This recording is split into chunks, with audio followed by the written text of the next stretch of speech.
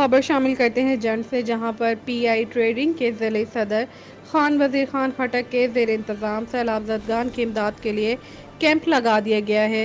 इस कैंप के सिलसिले में इफ्तिताई तकरीब मुनक्किद की गई। सैलाब ज़दगान की इमदाद के लिए सियासी समाजी अफराद मोहम्मद रफ़ीक खटक, मोहम्मद इकबाल खटक, अब्दुल कयूम खटक, याकूब खटक और अब्दुल हफीज़ मानी और उस्मान खटक समेत अहले इलाका की भरपूर तादाद ने शिरकत की। अपने खिताब में खान वजीर खान खटक ने कहा कि सैलाब ज़दगान बहन भाइयों की इमदाद करना हम सब पर फ़र्ज़ है। मेरी कोशिश होगी कि ज़िला भर की तमाम तहसीलों में मज़ीद कैंप्स भी लगाए जाएँ।